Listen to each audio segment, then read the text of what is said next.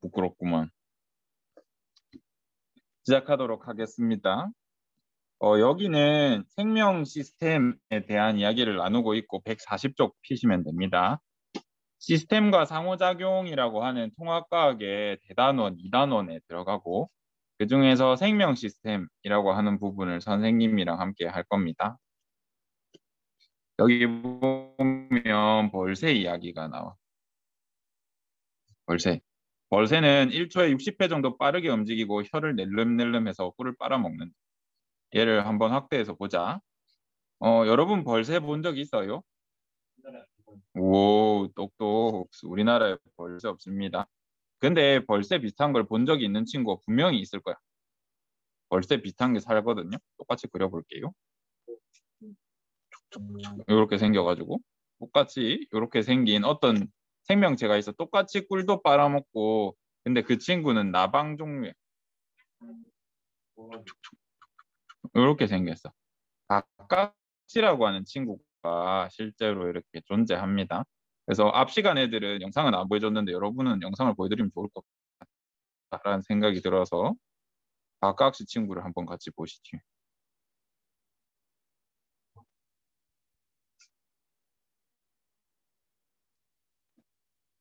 소리 어떻게 키죠? 보입니까? 이 박각시? 이 친구 나방 친구라 가지고 여러분한테는 렉이 걸리네요. 얘가 마치 벌새 같은 애가 있습니다. 보이십니까? 귀여워. 아, 징그러워? 오케이. 오케이. 나만 귀엽나? 나만 귀엽나 보네. 그래서 그림을 보면 똑같죠? 딱 이렇게 생겼습니다. 박각시씨. 이런 것처럼 얘들 같은 경우에는 박각시도 그렇고 벌새도 그렇고 1초에 60번 날개짓을 하기 때문에 1분에 3,600번 흔듭니다. 그리고 심박수가 초당 10회에서 20회. 1초에 10회에서 20회나 심장이 뛰어. 우리는 1분에 60번 정도 뛰는 게 보통이잖아요. 얘는 보통 10회 정도. 1분에 600번 정도 뛴다고 보시면 됩니다. 이런 것처럼 생물은 자기가 생활하고 있는 시스템, 지구에 있는 직권, 수권, 기권에 따라서 완전 다르고 계속해서 자기 나름의 방식을 유지하면서 지내고 되는데 우리는 그것들에 대해서 배울 겁니다. 공부를 하다 보면 어떤 걸 해야 될지, 뭐가 중요한지를 잘 모를 때가 있잖아요. 그렇죠? 그때는 여러분이 대단원 또는 중단원 앞부분에 이 부분을 보면 조금 좋을 것 같습니다. 이 단원에서는 생명의 기본 단위에 대해서 할 거다라는 것을 봐주시고 뒷페이지에 특히 학습 목표를 보시면 도움이 될 겁니다. 그건 선생님들끼리 비밀이긴 한데 여러분들도 열람할 수 있습니다. 교육과정이라는 곳에 보면 국가교육과정에 보면 시험 문제 뭐 내라라고 적혀 있어. 선생님들 전부 그걸 보고 내거든요. 모든 분들이 알아. 근데 아무도 안 찾아봐. 왜냐면 해석하기가 어렵거든요. 근데 여러분은 그걸 찾기도 힘들고 해석하기도 어려우니까 학습 목표 보면 똑같아. 뭘 시험에 내야 하냐면요. 우리는 생명 시스템에서 세포를 내라라고 아마 적혀 있을 거야. 그 국가 단위 교육과정 성취 기준에. 그 다음 세포의 구조와 기능을 설명해야 돼. 세포에 대해서 여러분이 공부하셔야 되고 세포의 구조와 기능을 반드시 학습해 주셔야 하고 그 다음 생명 현상 유지를 위해서 세포막을 경계로 물질의 출입을 설명해야 돼. 세포막과 물질의 출입을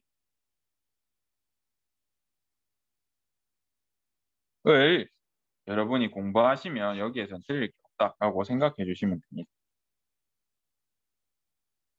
넘어갈게요. 위에 거 여기는 한번 읽어보세요.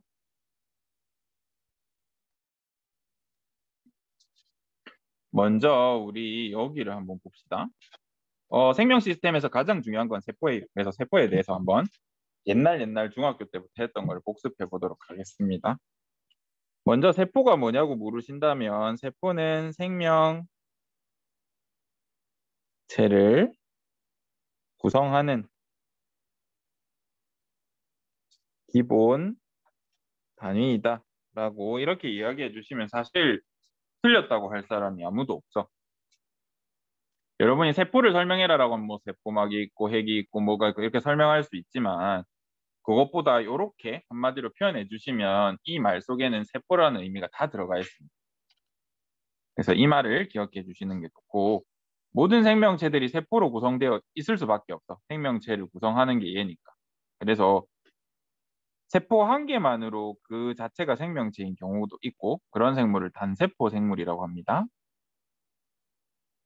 또는 여러 세포가 모여가지고 생물을 이루는 경우 우리가 다세포 생물이라고 합니다. 단세포 생물의 대표적인 예시는 여기 보면 나오는 아메바, 집신벌레 이런 것들이 있습니다.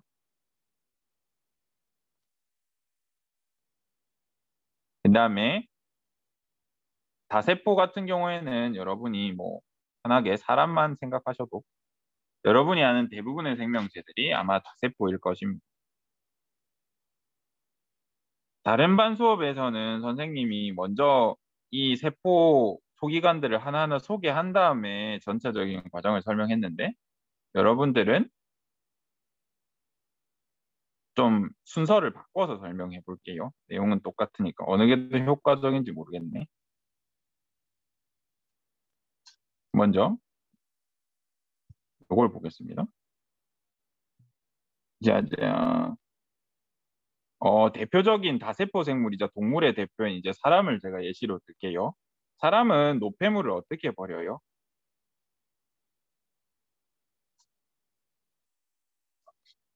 땀, 오줌, 뿅 또는 똥을 이렇게 꾸직 어떻게 그려야 되지?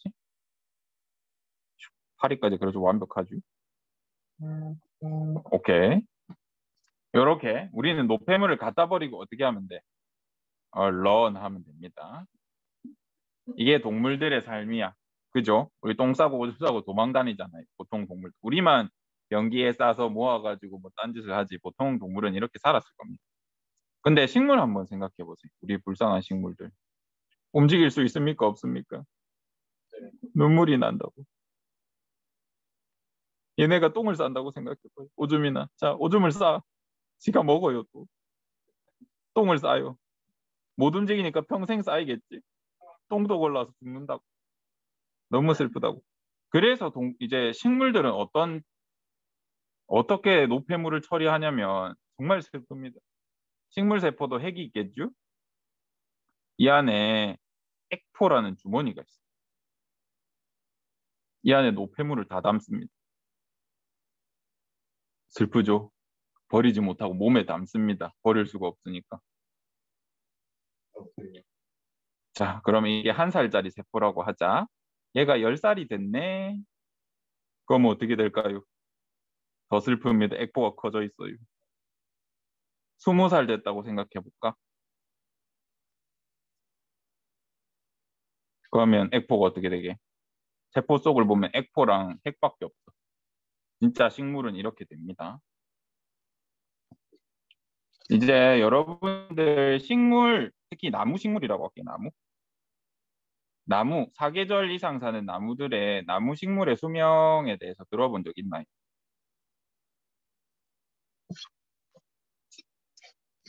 짧게 살면 50년 살 수도 있고 그건 관리 못하거나 너무 환경이 안 좋았을 때고 환경이 좋으면 발견된 건 4,000살까지도 살아. 거의 안 죽는다고 보시면 됩니다. 또한 식물은 언제까지 자라나요? 라고 물으면 영원히라고 대답할 수 있습니다. 식물은 자라는 걸 멈추지 않아. 만약에 여러분이 관리 안 하고 계속 식물을 놔두면 이 식물이 무거워서 가지가 다 부러져가지고 죽을 때까지 계속 자랍니다. 그러면 과학자들이 이걸 안 궁금해했을 리가 없잖아요. 그죠? 그래서 연구를 해봅니다. 왜 식물이 무한대로 자라고 얘는 수명이 길고 그거에 대해서. 근데 다양한 연구가 있지만 선생님 피셜, 선생님 띵킹에는 이 이론이 조금 맞지 않나 싶어요. 보세요. 아까 식물 같은 경우에는 노폐물을 버릴 수가 없잖아. 그치? 근데 살긴 살아야 하잖아. 그러면 이렇게 노폐물이 가득 차버리면 방법이 뭐가 있어? 가득 찼어. 노폐물을 담을 새로운 세포를 만드는 수밖에 없습니다. 그죠? 그래서 식물은 계속 자라야만 해. 하려면. 이라고 하는 이론이 있습니다. 그게 조금 도움이 되지 않을까. 이제 이런 걸 이야기해주면 여러분이 기억해야 될 것은 식물이 영원히 사는구나. 사람은 똥을 싸고 런치는구나. 이런 게 아니라 아하, 식물은 에코가 있구만. 에코가 노폐물을 저장하는구만. 요걸 기억해 주세요. 아시겠죠?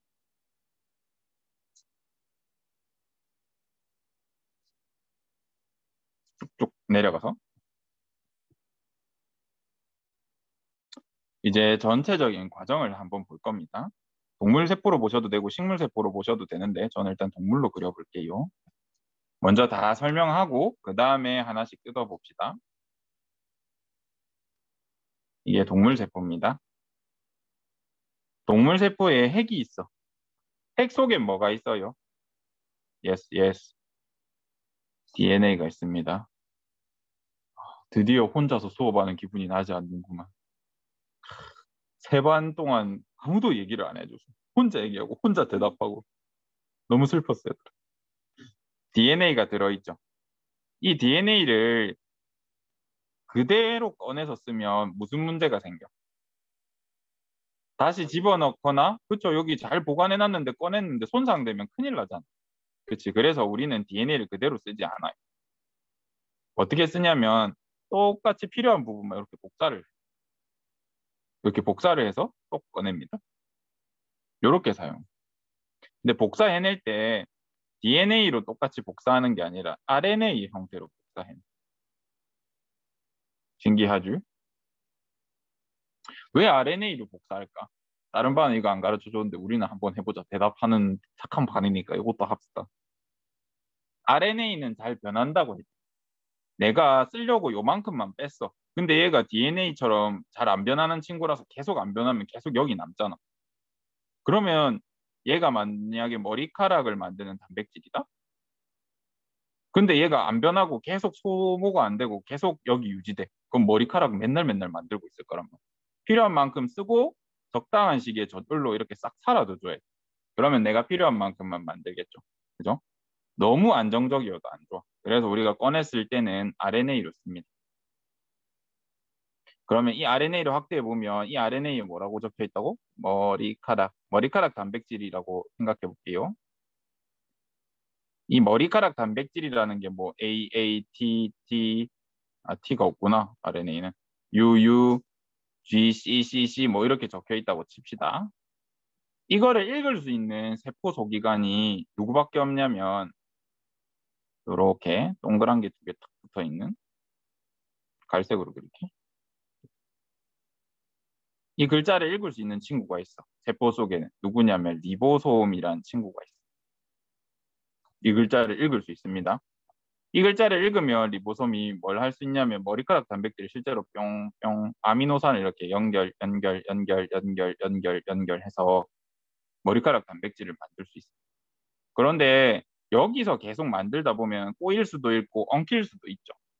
그죠? 이게 계속 길어지면 그런 경우에 그런 경우를 방지하기 위해서 여기 우리 세포의 속에 보면 핵이랑 붙어 있는 어떤 기관이 하나 있어요. 뭐라고 부르냐면 소포체라는 게 있어요. 낯설 겁니다. 낯설어도 한번 들어보세요. 그러면 이 리보솜이 열심히 단백질을 이렇게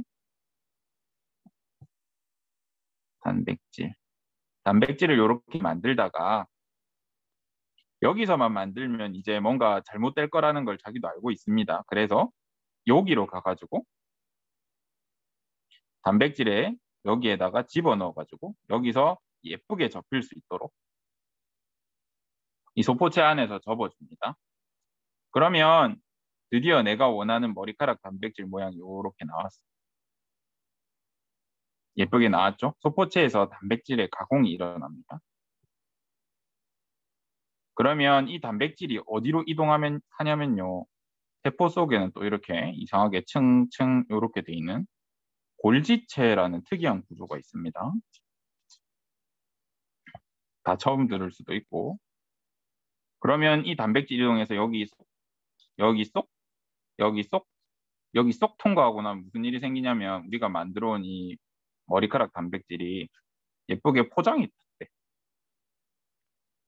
포장 또는 코팅 이렇게 돼. 이 포장에는 뭐가 적혀 있냐면 주소가 적혀 있어. 머리카락 단백질은 어디서 쓸까? 머리에서 쓰겠죠. 그럼 주소에 여기 머리로 가세요 이렇게 적혀 있어. 그러면 이 단백질이 몸 밖으로 뿅 나왔을 때 이 주소를 보고 머리로 갑니다. 이러한 단계가 있어. 단백질이 합성돼서 어떻게 분비되고 어떻게 사용되나요? DNA는 어떻게 되나요? 라고 물으면 이렇게 답해줍니다. 너무 어렵죠? 천천히 봅시다. 1번, 핵에서 무슨 일이 일어났어요? DNA가 RNA로 복사됐다고 하는데 이거 전문 용어가 있습니다. 약속 용어. 반드시 이렇게 불러줘야 돼. 전사되었다고 해요. 전부 복사 이렇게 생각해 주시면 됩니다. 전사가 돼. 2단계.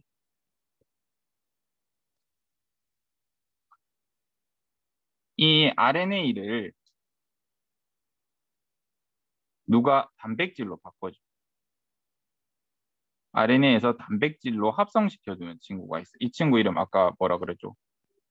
리보솜이 이걸 해줘.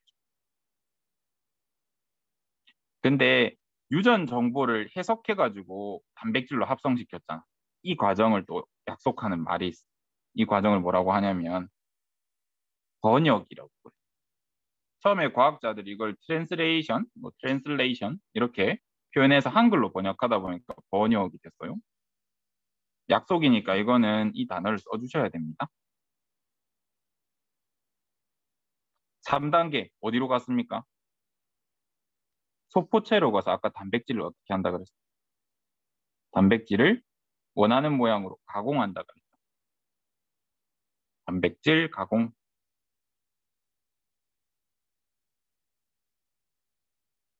4번 골지체로 이동해서 아까 단백질을 어떻게 한다고?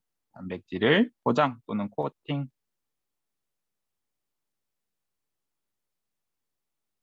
우리 책에는 이런 표현으로 나와 있진 않아. 그런데 여러분이 좀 더 과학적으로 정확하게 이해하기 전에 3학년, 2학년이 되면 정확하게 표현할 수 있는데 아직 1학년이니까 이렇게 배워도 틀린 말이 아닙니다. 그렇게 되면 이제 단백질이 완전히 분비가 됩니다. 단백질이 완성돼서 분비. 우리가 이 과정을 지금 배우는 과정에서 벌써 핵, 리보솜, 소포체, 골지체의 역할을 배웠어. 다시 교과서로 돌아갑시다. 이거 잠깐 둘까? 음.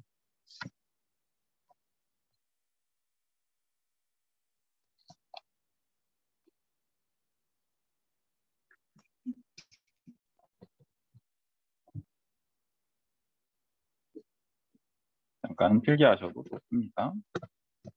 다시 교과서로 한번 돌아가 보면 우리가 벌써 여러 개를 했습니다. 먼저 핵. 이거 얘기하기 전에 1번부터 여러분한테 아직 화면이 안 떴네. 1번부터 6번까지 소기관 있잖아. 1번, 2번, 3번, 4번 몇 페이지에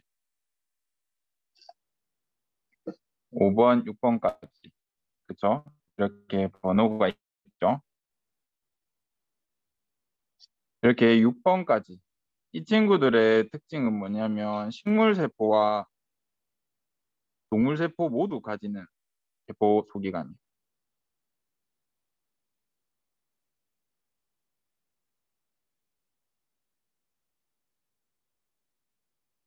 이런 특징이 있습니다. 이걸 알고 한번 봅시다. 먼저 핵. 아까 우리가 학습 목표에서 핵의 기능, 아니지, 세포 소기관의 기능과 역할은 시험에 반드시 나온다 그랬잖아요. 꼭 알아두세요. 핵은 유전 물질인 DNA가 있다. 그래서 생명 활동을 조절할 수 있다는 거 꼭 체크해 두시면 됩니다. 그림으로 보면 핵이 이렇게 생겼어요. 핵. 그런데 시험 문제를 풀 때 약간 제가 당부 드릴 게 있습니다. 여기다 그려볼게요. 보통요, 우리가 세포를 그리면 이런 식으로 그리잖아요. 세포랑 핵, 그쵸? 세포를 그려라 하면 세포막이랑 핵을 이렇게 표현하기 때문에 이게 세포다라고 표현할 때가 있는데 지금 이 핵 모양 한번 보세요. 핵을 똑같이 우리가 시험이 흑백이다 보니까 핵을 그려라라고 하면 핵막에 가운데 이 시커먼 거 보여요? 이걸 뭐라고 하냐면 인이라고 그래. 여러분이 흑백으로 시험을 치다 보니까 저는 분명히 시험 문제 발문에다가 다음 그림은 핵이다. 그리고 인에다가 기억해놓고 기억은 뭐 핵이다. 뭐 이런 식으로 적어놓으면 맞추라고 낸 문제인데 다 틀려서 옵니다. 그죠? 기억은 인이다 하면 애들이 이거 핵인데 하면서 또 막 이상한 소리 하면서 다 틀려온단 말이에요. 그래서 우리가 흑백 문제를 풀다 보니까 세포의 그림과 핵의 그림이 비슷하게 보일 수 있습니다. 문제 풀다 보면 절대 헷갈리지 않으셨으면 좋겠습니다. 뭐 말씀드렸어요. 지운다.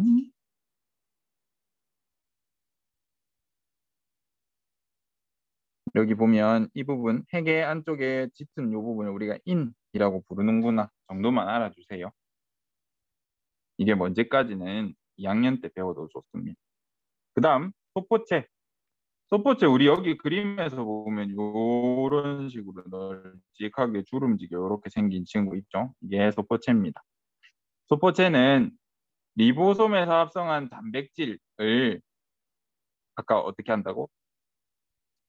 가공한다라고 적어주면 맞아. 여기 길게 여러 의미가 있지만 가공해서 골지체로 보내니까 이렇게 말씀해 주셔도 됩니다. 세 번째, 리보솜. 리보솜은 단백질을 합성. 이렇게 해주면 틀렸다고 할 수가 없습니다.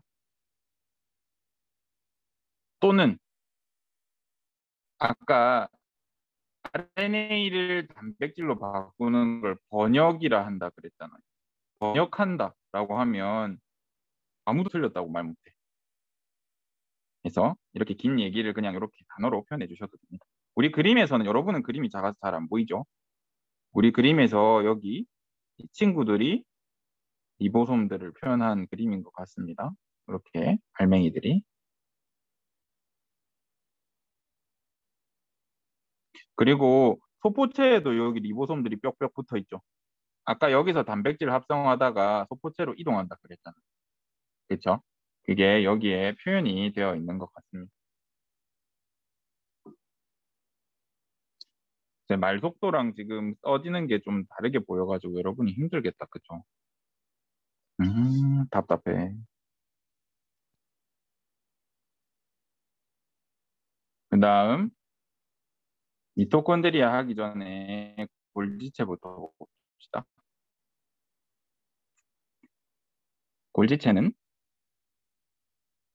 골지체는 단백질을 분비하는 데 관여한다. 아까 어떻게 관여했냐면 단백질을 포장한다라고 했잖아요. 포장 또는 코팅 이런 식으로 표현해 주시면 틀리지 않습니다. 특히 내신에선 선생님이 직접 채점하기 때문에 이런 표현을 써도 제가 가르친 단어니까 맞다고 해줄 테니까 너무 걱정하지 마세요.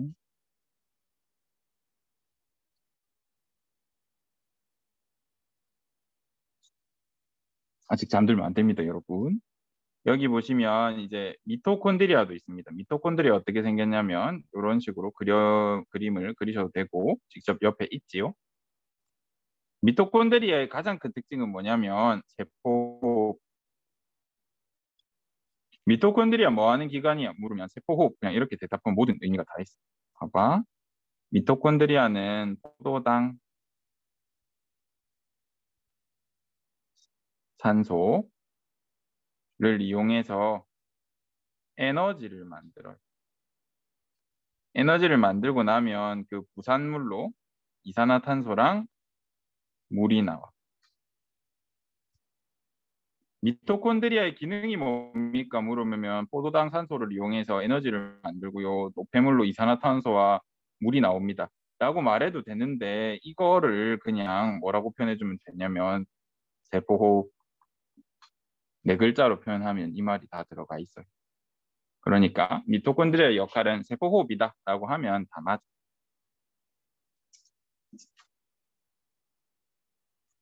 우리 책에 보면 이런 녀석도 보인다. 그쵸? 얘는 뭐 중심체, 중심립이라고 하는데 저거만 놓고 모르셔도 됩니다. 얘로는 문제 안 나올 거야. 책에서 알려주지도 않으니까. 나중에 고학년 되면 한번 같이 배워보면 좋겠네요. 그런 게 있구만 하고 넘기시면 됩니다. 이제 우리가 볼 게 세포막이에요. 세포막은 아까 시험 문제에 막 학습 목표에도 있었죠.